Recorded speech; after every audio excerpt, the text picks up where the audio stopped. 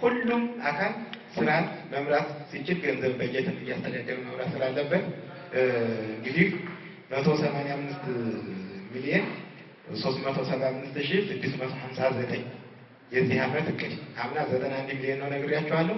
አሁን 185 ሚሊዮን 375,659 ብር እቅድ ታቅዷል።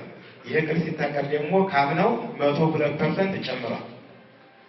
100% በግድብ ብናሳካ 102% ግን ከጥፍ በላይ ከ100% በላይ 2% ጨምሮ የታቀደ ስለሆነ ይህን እቅድ ለማሳካት የገቢ ተቋሙ ብቻ ግን ላይ ያለው አካል ብቻ ጸጥታ ለማዋቅሩ ብቻ በመረባረብ ለውጥ ስለማይመጣ እዚህ ያለው ጠቅላላ አመራር፣ ሁለተኛ የማኔጅመንት አባላት፣ በሶስተኛ ደረጃ ጥቅል በተቋም ደረጃ የበጀት አስተዳደር ስርዓቱን ተከትሎ የግዢ ስራ እንዲፈጽሙ የሚችሉ ግብዓትና የሂሳብ ሰራተኞች፣ የግዢ ባለሙያዎች እነዚህ አካላት እያንዳንዷን የግዢ ስርዓት ሳይንቲፊክ ሆኖ ይፈጸማል። ሲፈጸም ግን እያንዳንዷ የግዢ ሂደት ካለቀች በኋላ ብሩ ፈሰስ ለወረዳው ፈሰስ ሆኖ ለወረዳው ልማት እንዲውል ከፍተኛ ሚና እንድትጫወቱ ስለተፈለገ የተቋም ኃላፊዎቹ የተቋም መሪዎቹ አንደኛ ስራን ፊዚካል ስራን እንመራለን ሁላችንም፣ ሁለተኛ በጀትን እንመራለን። በጀትን ለመምራት ፊዚካል ስራን ውጤታማ ለማድረግ በጀት ያስፈልጋል።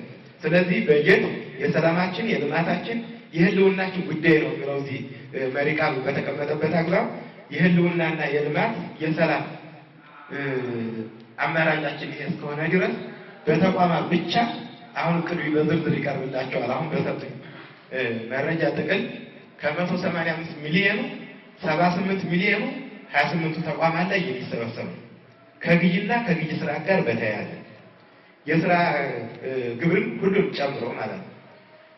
የስራ ግብሩ በፋይናንስ ብቻ ስለሆነ ፋይናንስ ላይ አብሮ የሚቀመጥ ስለሆነ የስራ ግብሩ ሁሉም ተጨምሮ በአንድ ላይ 78 ሚሊዮኑ የሚሰበሰበው ከተቋማት ነው።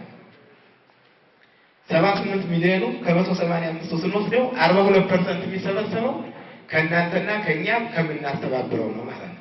ስለዚህ ትክክለኛ ከብልሹ አሰራር በጸዳው ሁኔታ እያንዳንዱ የግዢ ስርዓት ፈሰስ መሆን ያለባት ወደ መንግስት ካዝና ነው የሚለውን ነገር መሰረት ተደርጎ ቢሰራበት፣ ሌሎች አማራጮች ሁሉ ኋላ ቴክኒካል የሚቀርቡትን ተጠቅመን 42% አሁን ከምንወያየው ይፈጸማል ማለት ነው። ሴክተር መስሪያ ቤቶች እንዲሰበሰቡ ስልጣን በአዋጅ የተሰጣቸው ናቸው። ገቢ ተቋሙ ራሱ እጁን የማያስገባባቸው ግን ሴክተሮች መሰብሰብ ያለበት ማለት ነው። ያ ማለት መንግስታዊ የሆነ መንግስታዊ ያልሆነ ድርጅቶች ሰብስበው ለገቢ ተቋሙ ገቢ ማድረግ ግዴታ በአዋጁ ላይ እየተቀመጠ ስለሆነ በዛ ልክ እንዲታዩት እንፈልጋለሁ ማለት ነው። ስለዚህ ይሄንን ለማቅረብ ነው የምንለው። እንግዲህ በክፍል 2 የማቀርብላችሁ ገቢ ተቋሙ የሚሰበስበው ለምንድን ነው? ከምን እስከምን ከምን እንዴት ይሰበስባል?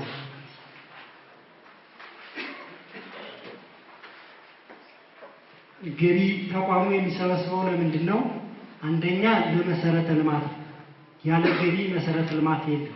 ትምህርት፣ ጤና፣ ሌሎች ውሃ፣ ምንም የምንላቸው ነገሮች ያለ ገቢ አይሰሩም ማለት ነው። ሌላኛው ለስራ ማስኬጃ፣ ለካፒታል በጀት፣ ለዴሞስ፣ ለስራ እድል ፈጠራ ለመሳሰሉት ነው የሚሰበሰቡ። ስለዚህ የገቢ ተቋሙ የሚሰበስበው እንደወረዳችን በአቅማችን ቅድም ሲባል የነበረው ገቢ እየሰበሰበ የቀጠለ ቢሆንም እንኳን ወጫችን ከገቢያችን ጋር ስናነጻጽረው አብዛኛው የወረዳችን በጀት የሚመራው በድጎማ ነው። ስለዚህ ይሄ ደግሞ የድጎማ በጀት ከየትም የሚያደርስ አይደለም።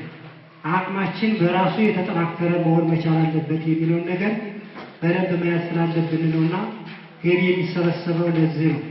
አንዳንድ ጊዜ ገቢ ጽሕፈት ቤቱ አሁን ላይ ቅድም የሰማችሁት 185 ሚሊዮን ብር ለወረዳው ታቅዶ ሲሰጥ የሚሰበሰበው እዛ አካባቢ ላይ በደንብ ግልጽ መሆን ያለባችሁ ተሰብስቦ መጠቀም ያለብን ካልሰበሰብነው የመንግስት የክልሉ መንግስት ምንም እንትን የሌለበት እንበልና የ2018 በጀት ዓመት 500 ሚሊዮን ቢሆን ለወረዳችን የሚሰጠው ብለን እንያዝ።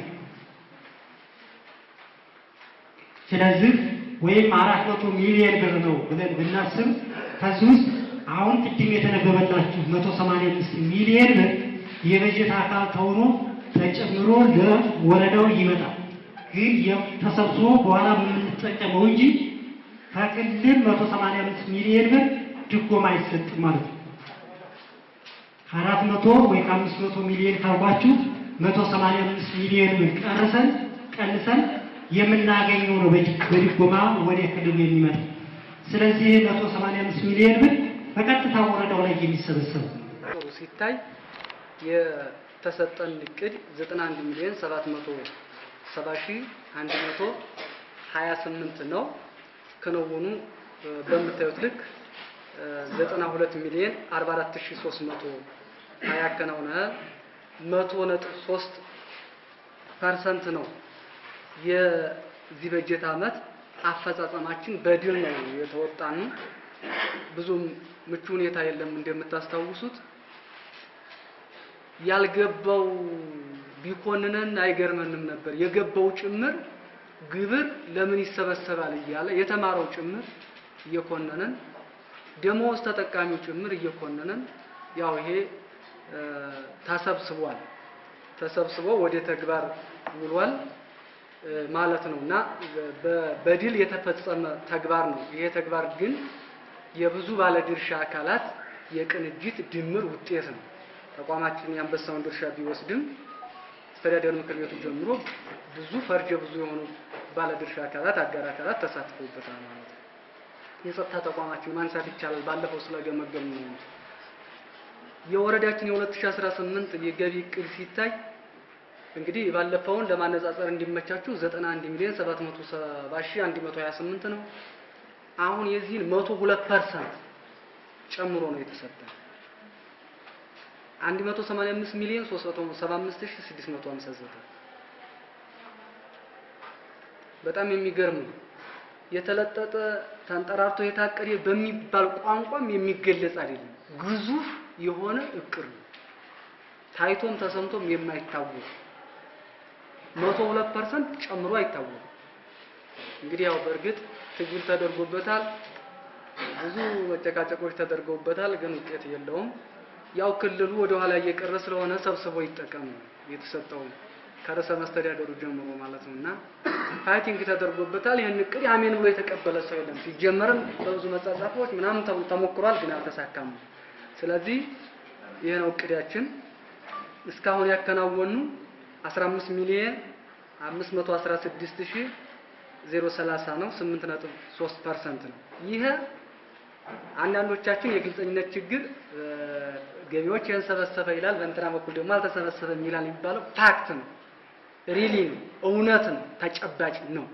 ይሄ የተሰበሰበ በየገቢ አርስቶቹ የሥራ ግብርን ጨምሮ የገባ ገቢ ነው ማለት ነው እንጂ ዝም ብሎ እንትን ያለ ሪፖርት አይደለም። ያው ይቺ 8.3%ቷ የሐምሌና የነሐሴ አፈጻጸማችን ነው።